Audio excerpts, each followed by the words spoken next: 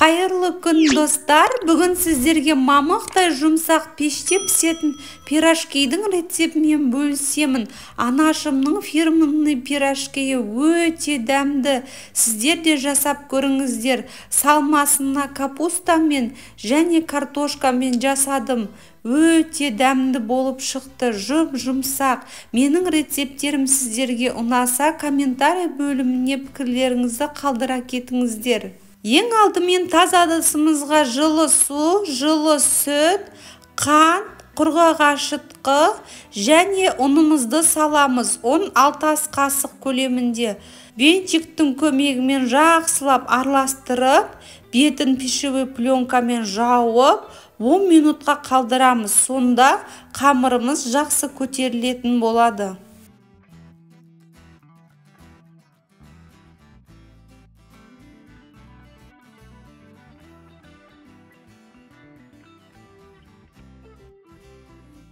Арадан 10 минут өткеннен соң ашытқымыз дайын болды. Тұзымызды, сұйық май, жұмыртқаның ақуызын қосып, жақсылап венчиктің көмегімен араластырып аламыз.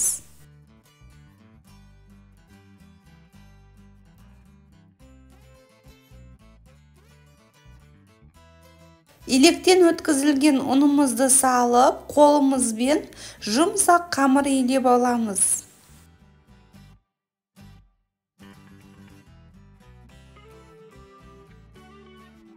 Ұнымызды бәрін бірден салып жермейміз, 2 бөлікке салып, қамырымызды илеп аламыз.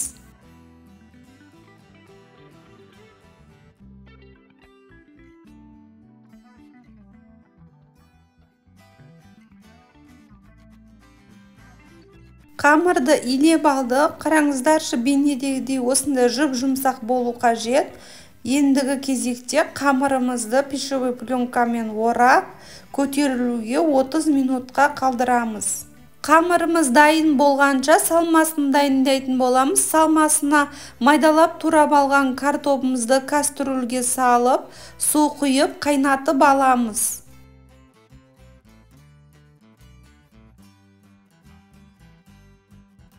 Ендігі кезекте пиязды бөлшектеп турап аламыз.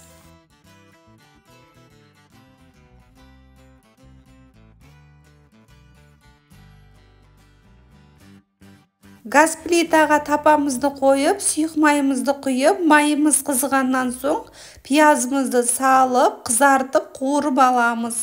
Қызартып, қуырып алдық, бөлек ыдысқа ішіндегі майымен саламыз.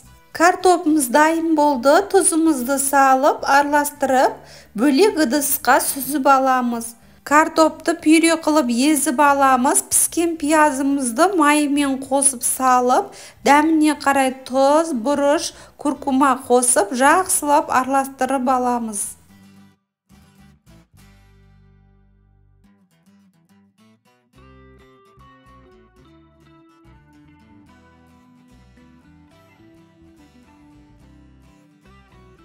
Пюремізді дайындап алдық. Ендігі кезекте екінші салмасын дайындаймыз. Бізге керегі капуста. Капустамызды майдалап бөлшектеп турап аламыз.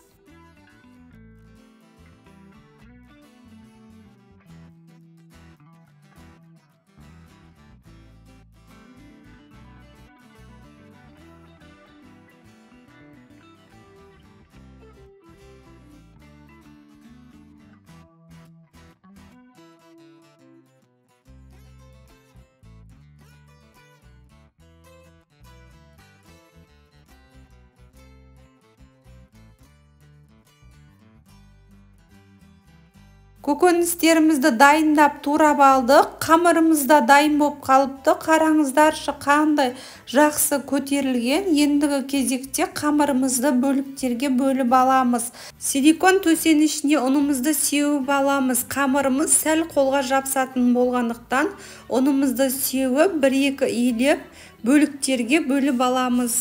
Менің рецептерім сіздерге ұнаса, достарыңызбен бөлісіңіздер және лайк басып, комментарий бөлімінде пікірлеріңізді қалдыра кетіңіздер. Алдағы уақытта күшті рецептермен бөлісемін.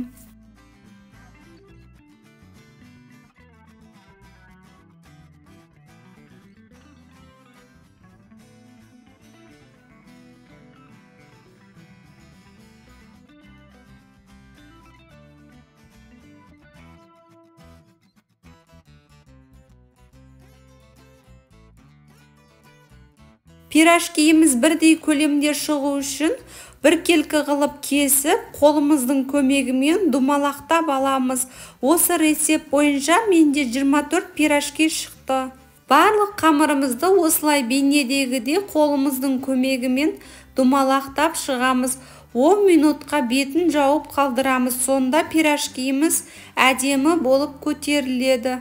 Қамырымыз көтерілгенше екінші салмасын дайындайтын боламыз. Турап алған көкөністерімізді қуырып аламыз.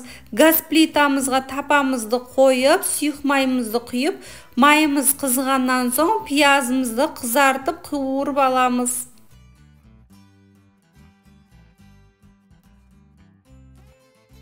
Пиязымыз қызарды, қызарғаннан соң қырыққабатымызды салып, қырыққабатты да қызартып қуырып аламыз.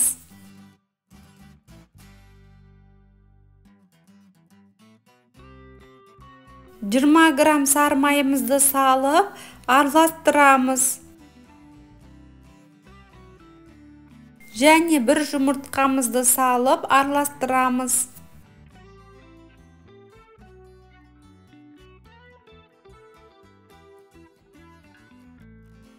Дәміне қарай тұз, бұрышымызды салып, араластырып 5 минут бұқтырып қоямыз.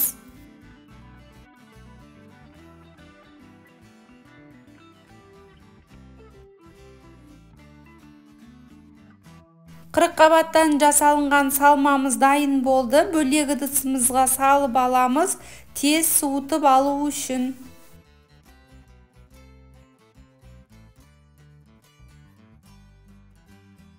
Салмасын дайындап алғанша қамырымыз дайын болды. Қараңыздаршы, әдемі болып көтерілген. Ендігі кезекте қолымыздың көмегімен жайып, салмасын салып, бүгіп аламыз. Қамырымызды жайып алып, пюремізді салып, бір шетінен бүгіп аламыз. Бүгіп алғаннан соң біріктіріп жинаймыз. Біркелкі болып шығу үшін пирожкиіміз. Қараңыздар, біркелкі болып шықты. Сіздер де бейнедегідей жасап көріңіздер. Екінші қамырымызда тур бейнедегідей жайып алып, салмамызды саламыз. Екінші салмасында қырыққабаттан жасалынған салмамызды салдым. Өте дәмді болып шықты. Сіздерге де жасап көрулеріңізге кеңес беремін. Барлық пирожкилерімізді бүгіп алғаннан соң противеньге пергамент қағазын төсеп, пирожкиіміздің арасын ашық қылып орналастырамыз. Бетін пищевой пленкамен орап 10 минутқа қалдырамыз. Сонда пирожкиіміз әдемі болып көтеріледі. Пирожкидің қамыры дайын болды. Ендігі кезекте жұмыртқаның сары уызын бетіне жағып шығамыз.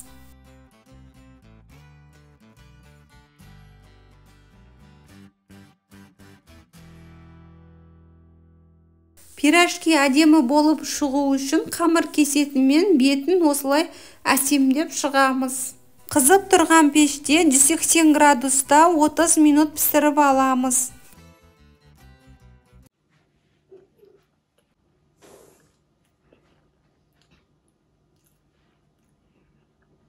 Мама, вкусно готовить, никто так не умеет. На мамин канал подписаться и лайк поставить.